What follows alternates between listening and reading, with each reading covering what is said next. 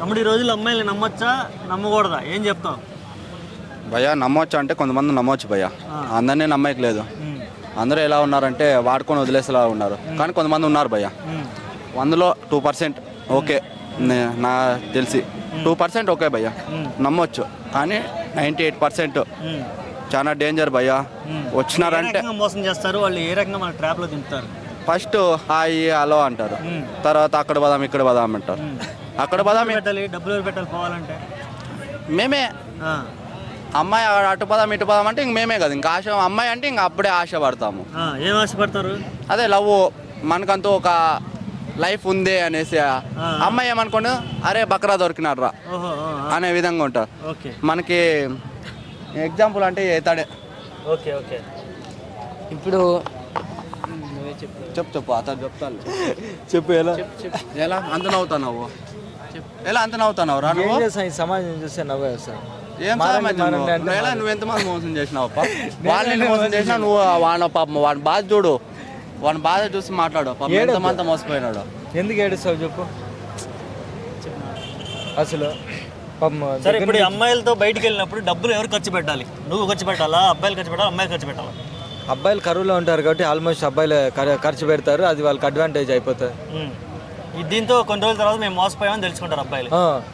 First ఇంట్రెస్ట్గా వస్తారనమాట. అమ్మాయితో నాకు లవర్ లేదు, నాకు లవర్ లేదు, నాకు లవర్ లేదని ఇంట్రెస్ట్గా వీళ్ళే లేదంటే ఏంది ఇప్పుడు పెద్ద క్వాలిఫికేషన్ ఏంటి? నాకు క్వాలిఫికేషన్ లేదు, లవర్ లేదు, లవర్ లేదని వస్తారనమాట. ఫస్ట్ మన లవర్ లేదని వస్తారు, తగ్గ ఎవరో ఒకటి పడుతుంది. మంచి అమ్మాయి తగిన అంత బిరింగ్ పడదు అనమాట. పడదు, ఎప్పుడైనా మాట్లాడిచ్చినా కానీ అబ్బాయికి దూరం వెళ్ళిపోతుంది.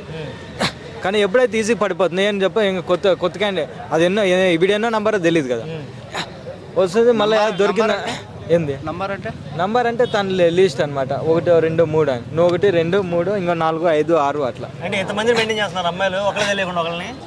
అంతే, వాళ్ళే ఈజీ కదా. అంతే కదా, అబ్బాయిలు కూడా అట్టాగే ఉన్నారుగా. అబ్బాయిలు అలాగే ఉన్నారు. ఎందుకంటే అబ్బాయిలు కూడా మనకి 4 5 ఉండేవాళ్ళు హ్యాపీగా ఉంటారు లైఫ్. లేదంటే లేదు, సిన్సియర్గా లవ్ చేసి మొత్తము వాళ్ళు లేకుండా నేను ఉండలేను అది ఇది అన్నట్లు బతికినా అనుకో, వీళ్ళు అయిపోతాం. అట్లా చెప్తా, లవ్ చేయొద్దండి భయ్యా, వేస్ట్ అది. లవ్ వద్దు, కావాలంటే 90 తాగి 1 తాగి పనుకోండి, అది మేలు. అంతేగాని లవ్ జోలికి మాత్రం అస్సలు పోతాను. ఇంట్లో వాళ్ళని బాగా చూసుకోండి, అదే మనకి మంచిది. సమాజంలో ప్రజెంట్ అయితే లవ్ చేయకండి. ఒకవేళ అమ్మాయి వచ్చి లవ్ చేస్తున్నా అంటే ఇంట్లో వాళ్ళతో మాట్లాడి పెళ్లి చేసుకో, అంతేగాని చెట్లంట పుట్లంట ఈ కృష్ణకాంత్ పార్క్ అంట అవన్నీ వేస్ట్.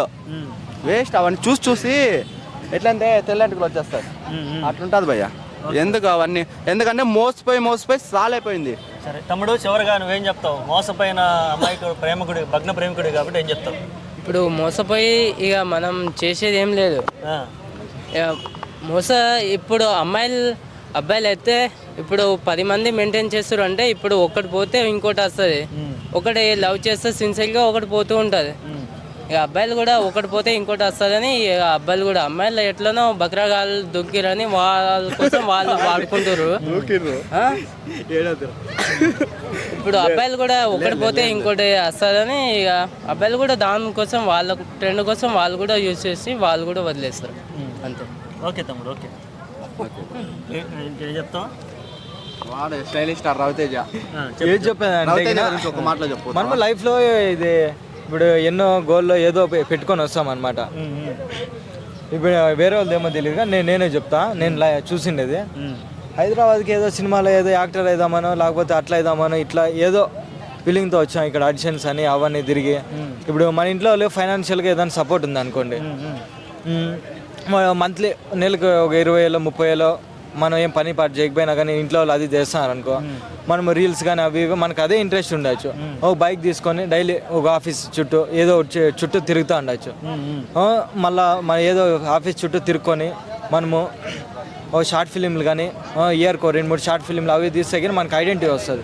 రీల్స్ కానీ అవి కానీ ఏదైనా చేసి 1 year 2 years కానీ తిరుగుతావు, ఐడెంటిటీ వస్తుంది. ఆ తర్వాత ఆడిషన్స్ తిరిగితే ఏదో ఒక చిన్న అంతమంది కలుస్తూ ఉంటాం కాబట్టి మనకు అదే పని మీద ఏదో ఒక ఛాన్స్ అయినా రాకపోతే సినిమాలో యాక్టర్ ఏదో చాలా ఉంటాయి. కానీ మనము వచ్చిందే జీరో బ్యాక్గ్రౌండ్తో వస్తాం అనమాట.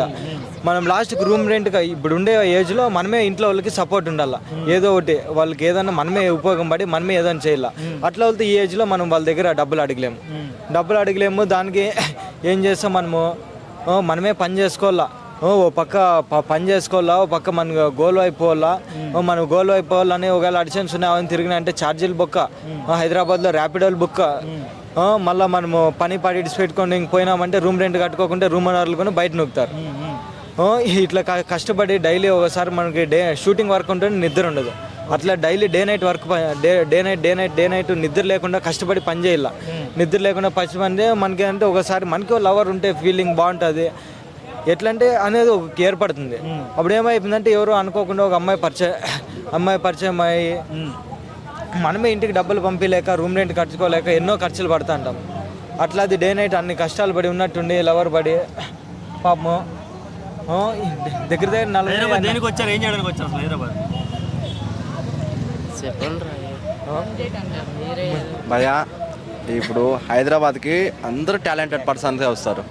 నిజం చెప్తున్నా, ఇది మాత్రం సీరియస్ గుర్తుపెట్టుకోండి. అందరికీ చాలామంది హైదరాబాద్కి యాక్టింగ్ పిచ్చితోనే వస్తారు భయ్య, కానీ అక్కడ ఏ ఛాన్సు లేదు భయ్య. జస్ట్ యూజ్ అండ్ త్రోకి బ్యాక్గ్రౌండ్ ఆర్టిస్ట్, జూనియర్ ఆర్టిస్ట్ అంతే భయ్య. ఇచ్చేది 450. పాపం పుట్టుమార్తమైన మెట్రో కింద పనుకుంటున్నారు భయ్య. అసలు కళ్ళలో నీళ్ళు వస్తాయి భయ్య. వాళ్ళ ఇంట్లో వాళ్ళు చెప్పొచ్చింటారు, అమ్మ నేను యాక్టర్ అవుతాను అంటారు. వీటికి వచ్చి చూస్తే ఇక్కడ వచ్చి మెట్రో కింద పనుకుంటున్నారు భయ్య. అసలు కన్నీళ్ళు వస్తాయి భయ్య. 400 ఇస్తారు భయ్య. 400లో వాళ్ళు తినేకి ఫుడ్కి 200 వెళ్ళిపోతుంది భయ్య. 200 భయ్య ఇంటికి కింద పంపిస్తారు భయ్య. రూమ్ కట్టలేక అక్కడ మెట్రో కింద పనుకుంటున్నారు భయ్య. స్నానం లేదు, ఫుడ్ లేదు. అక్కడ పోతే తింటారు, లేకపోతే లేదు. చాలా కష్టాలు ఉన్నాయి భయ్య. కృష్ణానగర్ గడ్డ అంటేనే కష్టాలు భయ్య. ఎవరు మీది?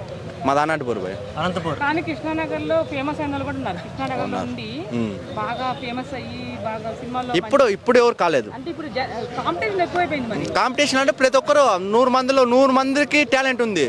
అందరికీ టాలెంట్ ఉంది. టాలెంట్ ఉండదని లేదు, ప్రతి ఒక్కరికి టాలెంట్ ఉంది. కానీ గుర్తించే వాళ్ళు లేరు. వాళ్ళు ఎట్లా అంటే ఇప్పుడు ఆర్టిస్ట్ ఉన్నాడు అనుకో, ఆర్టిస్ట్ పిలుచుకోరు వాళ్ళని. వాళ్ళ ఇంట్లో వాళ్ళనే వాళ్ళు పిలుచుకుంటారు. బయటోడు వస్తే తొక్కేస్తారు. వాడు ఎంతనో ఉన్నీలే, బయటోడు వస్తే తొక్కేస్తారు. ఒక పాట హిట్ అయిందంటే ఇంకో పాట హిట్ కాదు. ఎందుకంటే వీళ్ళు తొక్కేస్తారు. ఎందుకంటే వీళ్ళు కాపీ మంచోళ్ళు కాపీ కొడతారు. వీడు ఏమన్నాడు, వీడు మా ఊరే సేమ్. వీడు ఏమన్నాడు, ఫస్ట్ వీడే వచ్చినాడు, ఇక్కడ ఇట్లా సినిమా షూటింగ్ ఉంటారా, మంచిగా పిలుచుకోబోతారా, మంచిగా ఇది హిందూపూర్. మాది హిందూపూర్. పిలుచుకోబోతారా అన్నాడు. నేను వచ్చిన చూస్తే 2 days పోయినా భయ్య. వాళ్ళు అసలుకి కాస్ట్యూమ్ ఇస్తారు, దుమ్ములో పల్లాడిస్తారు భయ్య. కానీ హీరో హైలైట్ భయ్య, మేము జీరో భయ్య. మా టాలెంట్ గుర్తించారు. నేనని కాదు, ప్రతి ఒక్కరికి టాలెంట్ గుర్తించారు. దుమ్ములో పల్లాడ పేమెంట్ లేదు భయ్య. 7 days తర్వాత ఒకవేళ అడిగితే ఇస్తారు, లేదు అంతే. ఇంకా ఏదో మనం యాక్టింగ్ పిచ్చి పైన పోతాం కానీ పేమెంట్ గురించి అయితే రావద్దని భయ్య. ఎవరు కానీ రావద్దండి, పేమెంట్ వేస్ట్. ఇట్లా వీడిని నమ్మి వెళ్తే సాయంత్రానికి పని, మరి కనీసం లేబర్ పనికి వెళ్ళి ఇస్తారు డబ్బులు వెంటనే సాయంత్రం. అది మేలు భయ్య. కానీ కొంతమంది పిచ్చితో వస్తారు, యాక్టింగ్ మీద పిచ్చి. యాక్టింగ్ అంటే నాకు కావాలా అనేసి వస్తారు. ఇంట్లో ఏదో పొడి చేయాలా పీకేయాలని వస్తారు. అంత లేదు భయ్య. ఏం పీకేది ఏం పొడిచేది ఏముండదు. ఇక్కడ గడ్డ మీద 16 మంది కాదు, 20 మంది కాదు, వేలల్లో ఉన్నారు భయ్య. ఒక్కరు కూడా ఒక్క ఛాన్స్ రాదు, ఒక్క హీరో లేదు. అయిపోరాది సుధీర్ ఎప్పుడు నుండి కష్టపడినారు కాబట్టి వాళ్ళు పైకి వచ్చిన. వాళ్ళకు చూసి చాలా మంది వద్దాం అనుకుంటారు, కానీ రాకండి భయ్య, వేస్ట్ భయ్య. అది కృష్ణానగర్ అంటేనే చాలా ఇది, అదొక్కటి గుర్తుపెట్టుకోండి. రవితేజ అంటే ఒకప్పుడులో ఎవరు లేరు కాబట్టి ఆయన పెద్ద హీరో అయిపోయినాడు. ఆయన స్టార్ట్ ఎవరు లేరు ఇప్పుడు. నువ్వేం చెప్పాలనుకున్నావు ఫైనల్గా? చెప్పేది ఏంటంటే మనము వేరే పని చేసినాం అనుకో, ఏది చేసినా కానీ మనకి ఒక సపోర్టింగ్ ఉంటుంది, లేకపోతే పని అన్నీ ఇస్తారు. కానీ సినిమా ఇండస్ట్రీలో ఉన్నంత రాజకీయం ఏడలేదు. మనం లాస్ట్కి ఏదైనా జూనియర్ ఆర్టిస్ట్ అది పోయి మనము స్క్రీన్లో కనపడాలని కెమెరా ముందర దగ్గరికి పోయినా కానీ మనకి మన పక్కన వాళ్ళు కానీ వీడేంది దగ్గరికి వస్తాను కెమెరాకి, కానీ బయట నూకండి వెనక్కి దొబ్బేస్తా అంటారు అనమాట. మనము లేదు, మనకి డబ్బులు రావాలా వేరే ఏదన్నా ఫైనాన్షియల్గా అట్లా ఇట్లా అని మనము, నేనే అంతే ఇప్పుడు సినిమా ఇండస్ట్రీ అట్లా ఇట్లా అని హీరోగా అంటే రావాలంటే ఏదో ఫేస్ ఎక్స్ప్రెషన్ కానీ ఏదో ఒకటి మన చూసే లుకింగ్ కానీ ఏదో ఒకటి ఉండాలి. అన్ని డబ్బులు ఇస్తారా? మీరు వెళ్తారు కదా, జూనియర్ ఆర్టిస్ట్కి వెళ్తారు కదా, ఏజెంట్ డబ్బులు ఇస్తున్నారు టైంకి? ఒక్కోసారి ఇస్తారు, ఒక్కోసారి లేట్ అవుతాయి. కంపెనీ వాళ్ళు వెంటనే ఇస్తారు కదా సాయంత్రానికి. అవునా? ఎక్కడ ఇస్తారు భయ్య? అదో వాళ్ళు 900 కంపెనీ వాళ్ళు మీకు ఇస్తారని కాదు, మీ ఏజెంట్కి ఇస్తారు కదా. ఏజెంట్కి 900 ఇస్తా, మాకు ఇచ్చేది 450 భయ్య. అది అడిగితే ఇస్తారు, స్పాట్ పేమెంట్ అంటారు. ఒక నెక్స్ట్ రోజు ఇస్తా అంటారు, నెక్స్ట్ రోజు నాది 2 కలిపి ఇస్తారు అంటారు. నెక్స్ట్ రోజు పోలేదనుకో, లేదు నీకు ఊరెళ్ళావు పనిపడి ఇంకా డబ్బులు పోయినట్టేనా? వేరే వాళ్ళకి ఇచ్చేసిన అప్పుడు ఆల్రెడీ నీ క్యారెక్టర్ వేరే వాళ్ళు చేసినారు, ఆడ నువ్వు ఉన్నావు కదా ఫ్రేమ్లో పడినా డిలీట్ చేసినా మీరు వెళ్ళండి అంటారు. అట్లే అనేస్తారు భయ్య, లేదనేస్తారు. ఇంకేం చెప్పేకి లేదు మనం. ఓకే తమ్ముడు. మనకేమంటే గిన అన్ని ఫీల్డ్ కంటే సినిమా ఫీల్డ్ చాలా డేంజర్. సినిమా ఫీల్డ్కి రావాలనుకుంటే మాత్రము ఖచ్చితంగా మన లైఫ్లో అన్నీ వదులుకొని రావాలి. ఎందుకంటే 1 ఇయర్కి రావచ్చు, సంవత్సరంకి రావచ్చు. రాజకీయము అది వేరే ఛాన్సులు రాలేదు వాళ్ళు తొక్కేస్తారని కాదు, కానీ మనకి వాళ్ళు ఏంటికి చేయాలి చెప్పు? వాళ్ళకి ఏదైనా కావాలంటే చూసే ఒక వికారంగా కనపడాలా, లేకపోతే వింతగా కనపడాలా, లేకపోతే భయంకరంగా విలన్గా మాదిరి ఏదన్నా కనపడాలా. మనలోనే మనకి దాంట్లో మైనస్లు ఉన్నాయనుకో, మామూలుగా రెగ్యులర్గా అందరూ ఉండే పర్సనాలిటీ ఉన్నా కానీ వాళ్ళు ఎవరు మనకి ఏది అంత ప్రిఫరెన్స్ ఇవ్వకున్నప్పుడు నేను ఏమనుకోనంటే మనం ఏదో ఒకటి చేయాలా, ఖచ్చితంగా నన్ను పెట్టి ఇంటికి ఎవడు తీస్తాడని నేను daily day night thermocol work అంట, సెట్ వర్క్ అంట, అది వర్క్ చేసి ఏదో ఒక షార్ట్ ఫిలిం తీసి చేసి నేనే కొద్దిగా నా పేరు అనేది ఒక రీల్స్ ఏదో ఒకటి గుర్తింపు తెచ్చుకుందాం అనుకుంటే ఆ పని చేసే డబ్బులు 4-5 రోజులు పని ఉంటుంది, మళ్ళీ 2-3 రోజులు పని ఉండదు, మళ్ళీ ఆ డబ్బులు రూమ్ రెంట్కి ఫుడ్ ఖర్చులు అయిపోతుంది. చాలామంది అంటారు నువ్వు ఇంటికి ఎంత పంపించినావు, ఇంటికి ఎంత పంపించినావు సార్ అన్నప్పుడు అంతా చాలా బాధ అయిపోతుంది. సో ఇన్నాళ్ళు ఉండే ఇంట్లో వాళ్ళు మనకి ఎంతో చేసినారే, అసలు వాళ్ళ కోసం ఏది చేయలేకపోతానమే అని చిన్న చెప్పుకోలేను. కానీ సరే తమ్ముడు, ఓకే, ఆల్ ది బెస్ట్. కష్టపడు. కృష్ణానగర్లో కష్టాలు ఉంటాయి, సినిమా ఫీల్డ్ అంటేనే కష్టాలు. కాబట్టి నేను నీకు ఇచ్చే సలహా ఏంటంటే నువ్వు వెళ్ళే దారిలో వెళ్తూనే క్రియేటివ్గా వెళ్ళు. అందరి కళ్ళలో పడే విధంగా ఎలా అయితే స్టైలిష్గా ఉన్నావో ఆ స్టైలిష్గా ఉండే విధంగా. ఇప్పుడు ఈ మధ్య ఇన్స్టాగ్రామ్లో రీల్స్ చేస్తే ఫేమస్ అవుతున్నారు కాబట్టి దాన్ని ఆ ప్లాట్ఫామ్ మీద కొంచెం వెళ్ళిపోయి వర్క్ చేయి. Wish you all the best. Thank you.